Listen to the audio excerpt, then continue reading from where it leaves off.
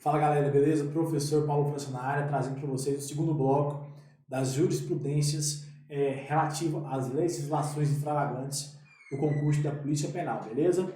Vamos ver agora a lei de tortura, uma lei muito importante para a nossa prova. Comigo! Primeiro informativo que a gente vai ver sobre a lei de tortura é o informativo 633, que fala sobre a tortura castigo, beleza, pessoal? Tortura que é uma caracterização da tortura muito importante para a nossa prova. Vem comigo!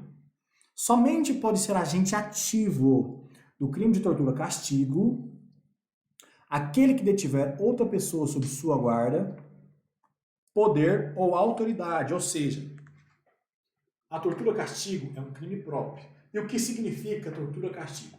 É aquela tortura que você faz a pessoa passar por intenso sofrimento físico ou mental, simplesmente para castigar ela, para aplicar, ter uma lição acerca da sua autoridade. E para que isso aconteça, você tem que ter autoridade sobre a pessoa que está sendo torturada, tem que ter algum poder para caracterizar a tortura castigo. Ou seja, fazer a pessoa a passar por intenso sofrimento físico ou mental, simplesmente para aplicar uma lição nela, para castigar ela. E por que tem que ser um agente próprio? Por que é um crime próprio? Porque o agente que aplica, que faz essa tortura, que pratica essa tortura, ele tem que ter um poder, autoridade sobre essa pessoa. Não necessariamente tem que ser pai ou filho, mas também pode ser filho com pai, um filho que tem um pai idoso, ou pode ser um chefe com um funcionário, compreende? Uma autoridade pública falando com seus agentes, compreende? Então a tortura castigo pode ser configurada de várias formas. Mas lembrando, para que seja configurada a tortura castigo, deve haver uma relação de poder, de autoridade sobre a pessoa que está sendo torturada. Beleza? Ponto importantíssimo da jurisprudência. Segue comigo. Segundo entendimento jurisprudencial da STJ. Tortura omissão é o único delito previsto na lei de tortura não equiparado a hediondo. Como nós sabemos, pessoal, vocês pegam a aula de tortura comigo, o crime de tortura não é um crime hediondo. Ponto. Mas o que é o crime de tortura? É um crime equiparado a hediondo, tranquilo? Mas não são todas as configurações, as condutas típicas do crime de tortura que são consideradas hediondos. A tortura em sua tipificação omissa, ou seja, a tortura omissão, ela não é considerada um crime equiparado a hediondo. Inclusive, é apenada com pena de detenção. Já vi questões de prova falando que todas as penas previstas na lei de tortura são de reclusão, e não são. A pena de omissão é de detenção, perfeito? Então é o seguinte, tortura e omissão não é equiparada a hediondo. E nem todas as condutas que configuram tortura são consideradas equiparadas a hediondos, perfeito? Não se esqueça disso, tortura não é hediondo, tortura em regra é equiparado a hediondo. Segue comigo, pessoal. Informativo 589 do STJ. Vem comigo, informativo importantíssimo. No caso do crime de tortura perpetrado contra criança, em que a prevalência de relações domésticas e de coabitação não configura bis in idem a aplicação conjunta da causa de aumento de pena prevista no artigo 1º, parágrafo 4º da lei de tortura e da agravante genérica estatuída no artigo 61 do Código Penal. Pessoal, o que isso significa? Existe um aumento de pena previsto na lei de tortura, que é o seguinte, quando ela é feita contra criança ou adolescente, existe um aumento de pena, porém, existe um agravante no Código Penal, que faz parte das circunstâncias agravantes, que quando o crime é cometido contra criança ou adolescente, é agravada a pena. Então é o seguinte, na dosimetria da pena, você observa a pena base, logo em seguida você observa as circunstâncias agravantes e atenuantes, e logo em seguida você vê as circunstâncias que aumentam ou diminuem a pena. Ou seja, se você agravar a pena e aumentar a pena logo em seguida, por conta que o crime de tortura foi contra criança ou adolescente, não configura bis in idem. E o que seria bis in idem?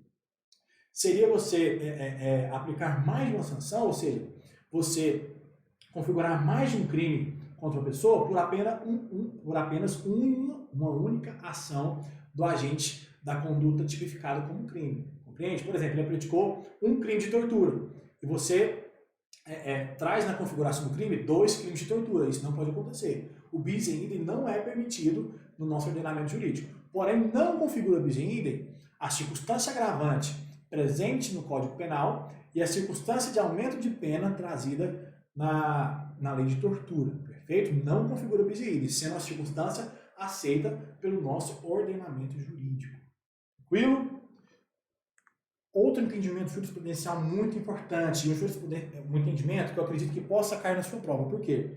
Porque está diretamente ligada com as atividades de um policial penal. Diretamente. Não tenha dúvida disso. Vem comigo.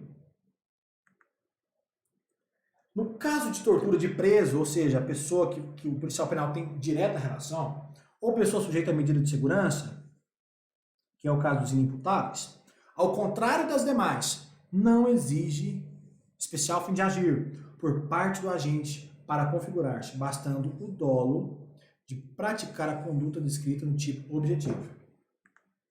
Qual o crime que esse entendimento jurisprudencial está falando? Está falando, galera, da tortura de preso ou pessoa submetida à medida de segurança.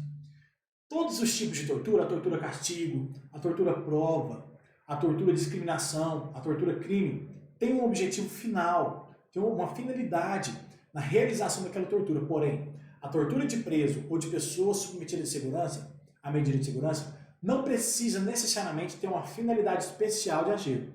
Qual é a finalidade da tortura de preso ou medida de segurança? Apenas torturar. Torturar por quê? Por torturar. Tranquilo? Não existe uma finalidade específica, nesse caso, da tortura de preso ou de pessoa submetida à medida de segurança.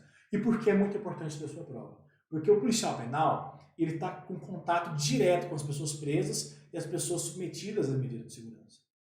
É muito importante, porque caso o policial penal venha cometer o crime de tortura, muito provavelmente é esse delito que vai ser caracterizado, que vai ser tipificado na conduta do agente do policial penal. Perfeito? Então, galera, acredito que as principais jurisprudências relativas à tortura são essas, ok?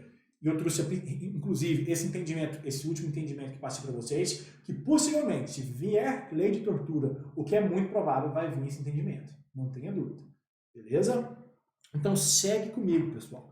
Vamos passar agora para o Estatuto do Desarmamento. Aqui tem entendimento, viu, pessoal? Aqui tem entendimento jurisprudencial demais. Vem comigo, então, para o primeiro. Informativo 6671 do STJ. Uma vez realizado o registro da arma, o vencimento da autorização não caracteriza ilícito penal, mas mera irregularidade administrativa, que autoriza a apreensão do artefato e a aplicação da multa. Ou seja, a pessoa que tem um posse de arma ou porte de arma de fogo, se aquele registro da arma dela está vencido, não registra o crime de posse ou de porte ilegal de arma de fogo. O que configura? Configura mera infração administrativa. Perfeito? Podendo ser penado com multa e apreensão do artefato. Perfeito? Ou seja, se já foi registrado alguma vez o posse ou aporte, se algum momento vencer esse registro, não configura mais ato ilícito, configura mera infração administrativa. Perfeito? Isso aqui já caiu demais em prova também. Comigo, informativo número 7 do STJ. Fica autorizado o porte de arma de fogo para integrantes das guardas municipais, independentemente do tamanho da população do município. Pessoal, o Estatuto do Desarmamento, quando foi criado, trouxe uma série de requisitos para o porte de arma em relação aos guardas municipais. Lá falava que os guardas municipais que tinham de 50 mil a 500 mil habitantes era um jeito, que as cidades que tinham mais de 500 mil habitantes era de outro jeito, as cidades que tinham menos de 50 mil habitantes era de outra maneira, e o STF, o STJ, na verdade, pacificou isso aí. Todo guarda municipal, sem exceção, tem direito a porte de arma de fogo. Independente se tem 10 pessoas na cidade, se tem 10 milhões, tem o porte de arma de fogo. E se ele tem um porte, fora e dentro de serviço, perfeito? Ele tem um porte de arma de fogo, independente das circunstâncias. Comigo, pessoal, informativo 554 do STJ, informativo importantíssimo, importantíssimo. Policial civil aposentado não tem direito a porte de arma. Informativo, inclusive, já caiu em muitas provas também. Por quê? O policial civil aposentado, ele não realiza mais as diligências necessárias que necessitam o porte de arma de fogo. Ou seja, se ele está aposentado, o STJ disse o seguinte, olha, você está aposentado, você não precisa mais de arma de fogo. Você não precisa do porte. Porque quando você estava na ativa, realmente existiam atividades que necessitavam do porte de arma de fogo. Porém, aposentado não tem mais direito ao porte de arma de fogo. Feito? Segue comigo, pessoal. Primeiro entendimento jurisprudencial do STJ. Comigo, a conduta fática incontrovérsia do agente taxista que transporta no veículo sua propriedade arma de fogo de uso permitido, sem autorização e em desacordo com determinação legal ou regulamentar, é suficiente para caracterizar o delito de porte ilegal de arma de fogo de uso permitido. Aí você pergunta, professor, mas não é o delito de posse, não, porque você está dentro do local de trabalho, porque o Estatuto de Desarmamento é bem claro, quando você está dentro do local de trabalho, não configura o crime de porte, configura o crime de posse, assim como você estivesse dentro da sua casa, por exemplo. Porém, o táxi não é considerado um local de trabalho. O que é considerado táxi? O táxi é considerado um instrumento de trabalho, ok? Então, logo, se ele tem uma arma dentro do táxi, o táxi não é um lugar, o táxi é um instrumento. Ele configura o crime de porte ilegal de arma de fogo, compreende? Não é posse quando é dentro de veículo. Inclusive, dentro da boleia do caminhão também é porte, perfeito? Tenha bastante atenção nisso aí, galera. Segue comigo. Aqui sobre a boleia do caminhão. Arma de fogo apreendida no interior da boleia do caminhão tipifica o delito de porte ilegal de arma de fogo, justamente pelo mesmo motivo que eu acabei de falar para vocês. O caminhão, o táxi, não são locais de trabalho, eles são instrumentos de trabalho. Eles são usados para o trabalho, entende? Diferentemente de um escritório, por exemplo, de um local fixo, de uma loja, aí sim é considerado um lugar de trabalho. Um lugar de trabalho, mas em caso de táxi e caminhão, são instrumentos. Logo, seria porte ilegal de arma de fogo se fosse encontrado arma dentro do carro, do táxi, no caso, e da boleia do caminhão. Feito? Segue comigo, pessoal. Segundo entendimento jurisprudencial que eu trouxe para vocês. Primeiro, o tipo penal de posse ou porte ilegal de arma de fogo cuida-se do delito de mera conduta ou de perigo abstrato, sendo irrelevante a demonstração do seu caráter ofensivo. Ou seja, o crime de porte ou posse ilegal de arma de fogo é de caráter abstrato. Ou seja, não precisa haver necessidade da demonstração do poder de fogo daquela arma para que seja configurado o crime. Só de você estar portando, ou se você está na posse, no caso da sua casa, da arma de fogo, já pode ser configurado o crime. Não necessitando de você demonstrar a efetiva habilidade ou de efetivo funcionamento dessa arma de fogo, beleza? Mas existe outra circunstância controversa que eu vou mostrar aqui para vocês. Perfeito? Que também é importante para a nossa prova. Vem comigo. Na hipótese, contudo, em que demonstrada por laudo pericial, lembra que aqui tem que ter o laudo pericial, pessoal. A total ineficácia da arma de fogo, inapta a disparar das munições apreendidas, deve ser reconhecida a tipicidade da conduta perpetrada, diante da ausência de afetação do bem jurídico, incolumidade pública, tratando-se de crime impossível. Opa, o instituto aqui do Código Penal, hein? Crime impossível, pela ineficácia absoluta do meio. O posse ou porte ilegal de arma de fogo, como é um crime de perigo abstrato, só de você estar portando ou estar na posse já é considerado crime. Porém, se aquela arma não está em funcionamento, ela não funciona, já não tem mais um crime abstrato, não tem mais um perigo abstrato aí, trazendo a tipicidade da conduta. Por quê? Porque aquela arma ela não funciona, compreende? Ela não traz nenhum tipo de perigo, por mais que a gente não saiba que ela não está funcionando. Isso deixa a conduta atípica, ou seja, ela traz o instituto do crime impossível, por ineficácia absoluta do objeto. Compreende? Do objeto não, do meio. Perdão. Por ineficácia absoluta do meio. Aquela arma que não funciona não traz nenhum tipo de perigo para a sociedade, para as pessoas que estão em volta. Ou seja, já não existe mais o perigo abstrato no caso dessa arma. Compreende? Ou seja, aí a atipicidade da conduta. Tranquilo? Bastante atenção nisso aí, galera. Terceiro entendimento jurisprudencial que eu trouxe pra gente, pessoal. É típica e antijurídica a conduta de policial civil que, mesmo autorizado a portar ou possuir arma de fogo, não observa as imposições legais previstas no Estatuto de Desarmamento. Por exemplo, policial civil, fora de serviço, não aposentado, vou deixar claro, não aposentado, está portando uma arma de fogo, porém aquela arma de fogo nunca registrou, está com uma numeração raspada, ele responde pelos delitos previstos no Estatuto de Desarmamento, beleza? Não é porque ele tem o direito de portar arma de fogo que as armas de fogo que ele vai carregar tem que estar com registro ilegal, tem que estar com numeração raspada, não, beleza? Todas as armas de fogo que um policial civil está carregando, que ele está portando na cintura, ele tem que registrar nos trâmites legais do Estatuto do Desarmamento, perfeito? Não é porque ele é policial que ele pode pegar qualquer arma com numeração raspada e portar ela. Fechou? Segue comigo, pessoal. O quarto entendimento jurisprudencial que eu trouxe pra gente.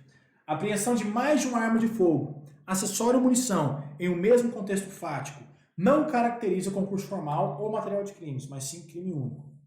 Pessoal, vamos supor que você chega na casa de um louco que ele tem um arsenal de metralhadora, um arsenal de arma, de munição, o cara municiado até os dentes. Você vai configurar os delitos de posse ou porte ilegal de arma de fogo pela quantidade das armas, ou você vai tipificar aquilo como crime único. É um crime único, perfeito? Não interessa se ele tem 1000 armas ou se ele tem uma 38. É crime único, beleza? O crime não é pela quantidade de armas, mas sim já só pela tipificação, só para ele obter uma ou tanto faz a quantidade das armas, perfeito? Então não interessa a quantidade, sim, mas sim o fato antijurídico, perfeito? Próximo entendimento jurisprudencial do STJ. Não há crime único. Olha, detalhe, não há crime único, podendo haver concurso formal de crimes quando no contexto fático o agente incide nas condutas 14 e 16 do Estatuto do Desarmamento. Galera, os artigos 69, 70 e 71 do Código Penal falam pra gente sobre concurso formal, concurso material, sobre a continuidade delitiva, mas pensa comigo aqui.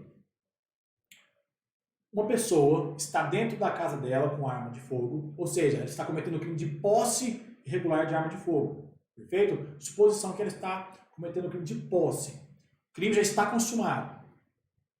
Aí ela sai da casa dela correndo, municiando a arma, ou seja, já saiu das adjacências do local em que ela vive, já cometendo o crime de porte ilegal de arma de fogo. Um delito absorve o outro? Não, pessoal. Ela vai responder pela posse e também vai responder pelo porte, perfeito? Quando ele fala que os crimes contidos no artigo 14 e 16 são esses dois crimes, o crime de posse irregular de arma de fogo e o crime de porte, ou seja, são crimes independentes, um não absorve o outro. Se ela estava dentro da casa dela com arma de forma irregular, posse, a partir do momento que ela saiu porte, ela vai responder pelos dois crimes, perfeito? Em concurso formal, viu? Ponto muito importante, galera. Isso aqui com certeza é uma boa opção para cair na sua prova. Tá bom? Segue comigo. O sexto entendimento jurisprudencial que eu trouxe pra gente. O simples porte de arma de fogo por si só coloca em risco a paz social, porquanto o instrumento independe de sua potencialidade lesiva, intimida e constrange as pessoas, o que caracteriza um crime de perigo abstrato. Portanto, é típica conduta de portar arma de fogo, ainda que desmuniciada. Às vezes parece até uma contradição, né, pessoal? Porque se a arma de fogo, se ela não tem a capacidade de disparar, aí é a típica conduta. Porém, se o cidadão anda com a arma de fogo desmuniciada, porém ela tem a capacidade de disparar, aí sim a conduta é típica. Então pensa comigo, se ela não tem capacidade de disparar, conduta atípica. Se ela tem capacidade de disparar, porém está desmuniciada, conduta típica. Aí é crime de todo jeito, por mais que ela esteja desmuniciada. Ou seja, crime impossível no caso dela não conseguir, dela não ter capacidade de disparar, crime possível, conduta atípica. Se ela tem a capacidade de disparar, porém está desmuniciada, conduta típica, perfeito? Considerado crime também. Segue comigo, pessoal. Vamos aqui para o 7º entendimento jurisprudencial que eu trouxe para vocês.